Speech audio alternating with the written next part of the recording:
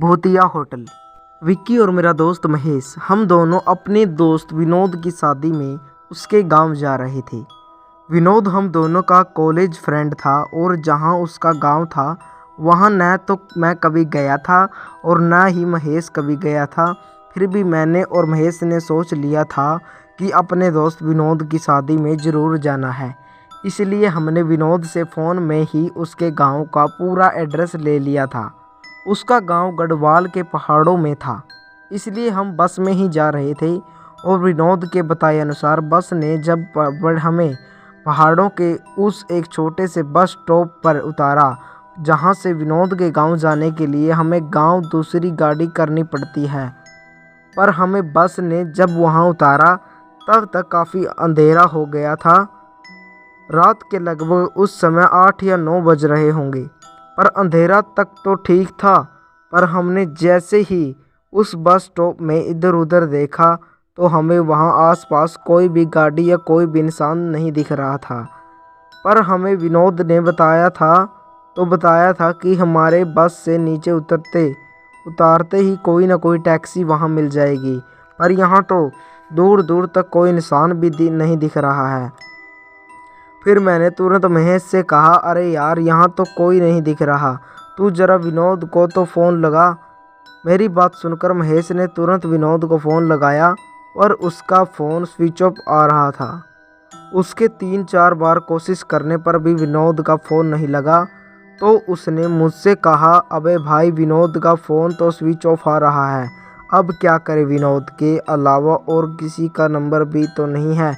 महेश की बात सुनकर मैंने कहा, चल यार, थोड़ा आगे चलकर देखते हैं, क्या पता कोई टैक्सी या कोई आदमी रास्ता पूछने के लिए मिल ही जाए। मेरे इतना बोलने के बाद हम दोनों पैदल ही बस स्टॉप से आगे की तरफ जाने लगे।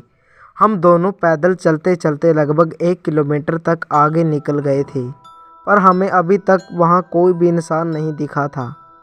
तभी हम थोड़ा और आगे की ओर गए, तभी हमने देखा हमारे आगे से एक खच्चर वाला चला आ रहा था। उसके पास आते ही मैंने उस खच्चर वाले से कहा, अरे भैया, यह कंचनपुर कहाँ है? मेरी बात सुनकर वो खच्चर वाला रुका और बोला, कंचनपुर नाम तो सुना हुआ है। हाँ, याद आया, कंचनपुरे तो यहाँ से सीधा जाओगे तो यहाँ से लगभग 15 किलोमीटर दूर पर पड़ेगा। उसकी बात ख़त्म होते ही महेश ने कहा, अरे भैया, यहाँ आसपास कोई टैक्सी वैक्सी मिल जाएगी क्या? फिर उस खच्चर वाले ने कहा, वो 1 किलोमीटर पीछे जो बस स्टॉप है ना, वहाँ क्या पता मिल जाए। फिर मैंने कहा, अरे यार, अभी तो हम वहीं से आ रहे हैं, पर कोई भी टैक्सी नहीं थी। मेरी बात सुनकर फिर उस खच्चर वाले ने कहा, फिर तो भैया आपको सुबह ही कोई टैक्सी मिलेगी।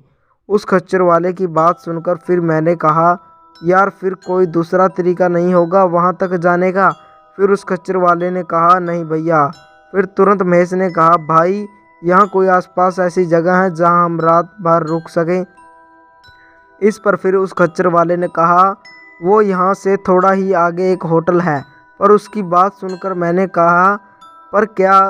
फिर उस खच्चर वाले ने कहा, पर यहाँ के लोग कहते हैं कि वो होटल कुछ सही नहीं है। उसकी बात ख़त्म होते ही मैंने फिर कहा, सही नहीं है मतलब भाई, हम कुछ समझे नहीं। फिर उस खच्चर वाले ने कहा, यही कि भैया, लोग कहते हैं कि वो होटल भूतिया है और वहाँ जल्दी से कोई नहीं जाता। उसकी बात सुनकर महेश हंसने लगा और हंसते हुए ही कहा, अबे यार भाई, तू भी कहाँ इन भूतों की बात कर रहा है? यह भूत कुछ नहीं होते। और विक्की, मैंने तेरे से कहा था ना कि यहाँ कोई ना कोई भूतों की बात ज़रूर करेगा।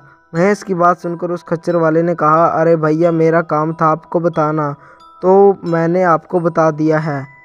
यह दूसरी बात है, आपको उस पर विश्वास है या नहीं? फिर मैंने कहा, अरे भैया, इसका ऐसा मतलब नहीं था, यह तो मजाक कर रहा था। वैसे आपने कहाँ बताया था वो होटल?